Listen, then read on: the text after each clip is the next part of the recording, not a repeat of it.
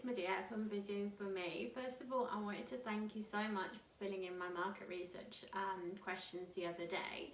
And I wanted to record this video to hopefully offer some solutions to some of the main things that came up from that research. So the top thing that came up was that most people find it hard to find time to fit in the exercise. And that was closely then second to having less confidence in yourself and in your body and your body image, a part of not being able to exercise. So what I wanted to do is give you a couple of tips on how you can fit in some exercise that's not going to cost the world and it's just going to get you moving. So first of all, I wanted to say step one, try to keep your trainers on as much as you can. So whether you're at home on maternity leave or whether you're at work, having your trainers on when you're around, it will just make you feel like you're ready to go for a speed walk. So even if you're in an office, if you're at home and you're going to the playgroup, or you're at work going for lunch, you just got your trainers on, you're going to be ready to do some speed walking and get that extra couple of minutes of exercise in. And exercise really is the fact that you can get a little bit out of breath. If you're just walking at a steady pace and you're not getting breathless at all, yes, it's great and gets you moving, but you can't really class it as exercise. So having your trainers on and making sure you're comfortable, whether you're power walking with your buggy or you're going up and down the stairs at work, it's just going to actually count as exercise and it's going to get that movement going. And that will be great because it will get the endorphins going, make you feel happier, make your mood better, and hopefully that will help get you more motivated to get moving a bit more and help you with that body and on that confidence and changing the shape and maybe getting back to what it is that is your goal. So point two, moving on from there, is that don't feel that you have to commit to like a long program of exercises, a weekly class, a gym membership which you find you can only use once. Make it realistic. It has to fit in with what you do. If you can incorporate into what you do on a daily basis, the chances are you're going to make it work for you, instead of it being something that lasts for a few days, it's not realistic, and then it's gone. So put it into your routine.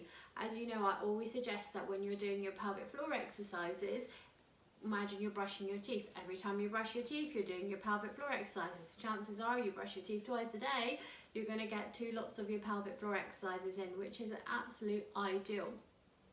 So similarly, think of something that you do every time. Maybe you have a work meeting at a certain time every day, or there's a certain time where you're prepping baby's food.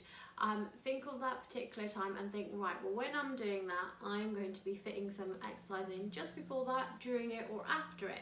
So say, well, you're standing up and you're going to do 10 squats. You're going to get it in. You're going to get a drink at the office. You're going to do 10 quick squats before you go back and sit down in your chair. You're doing the washing up. You're standing up. You're going to do a couple of squats next to the sink. Get them in there. It's going to make the leg muscles nice and strong, and that's where we tend to waste a lot of our energy in. So get those exercises in there and then move on. Little bits throughout the day, make it regular, make it consistent. Key thing there. So thirdly, I would say then try to slowly incorporate the exercise so you've got time for yourself to do a little bit. And it really, ideally, the recommended is 30 minutes a day. Now that doesn't have to be a continuous 30 minutes in one go. You can literally do bite-sized 5-10 minutes here everywhere. I would generally say try, if you can, try to get 15 minutes in some point in the day and then do 10-15 minutes just literally before you go to bed. And that can be kind of stretches, loosening out, a bit of balance work so it's nice and calm at night. And in the day, try to get it in as early as possible so you feel energized and motivated, and that will hopefully make you a bit more productive, whether that's at work or at home. You just feel a bit more energy, a bit more upbeat and ready to give the day a good high five and get on with everything. And then finally, I would say, if you're kind of looking for ideas of what you can do realistically, what can you do in 5 to 15 minutes, I would say forget about fancy equipment, forget about even having to have a mat out or anything like that. Jogging, up and down the stairs, going backwards, going forwards, walking sideways, Doing your squats, as I said before, are a great way to get the big muscles working. Same with the arms. If you've got baby, how about you do a couple of lifts up and down, side to side, getting some rotation in the arms, doing your shoulder shrugs, getting your neck moving, getting your spine moving, and you've got all your leg exercises already. So you've got quite a few things there. And if initially it will just be opening you out and stretching, and then eventually you can bring that into doing it slightly quicker or doing more in order to make it more of an exercise and get you a bit more out of breath, a bit more sweaty, whatever works for you. And on that note, I would say that do look at my YouTube channel. You're on it now, or you're seeing this video through Facebook. There's loads of exercises on there, and I try as much as I can to keep recording and adding more on, and that's definitely something I'm going to be focusing on more. Trying to get at least one video out every week, if not every fortnight, so you've got some new information, new material out there to keep you going. So there's from 5-minute neck workouts to sitting on the sofa, to having a lie down and doing tummy bum exercises using a ball, and bits of equipment there as well. So when you feel you want to progress, you've got some kind of ideas of what you can do, and most things you'll probably find that you've got lying around at home anyway. So I hope that was helpful and give you a couple of ideas of how you can try and get a bit of exercise in.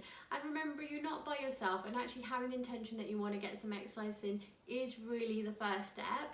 And try to bring the family involved, bring your partner or your kids or a neighbour, buddy up, so you kind of got a bit of accountability, the fact that you are going to get some in. Go for a walk with a neighbour, or have the kids, right, okay, we're going to be going swimming as a family, or you know, we're going to have a run around in the garden for like 20 minutes every other day, even if it's raining. Just get the wellies on, get the coats on, whatever it is that works for you and your family. Give it a try and let me know how you get on. Take care and see you soon.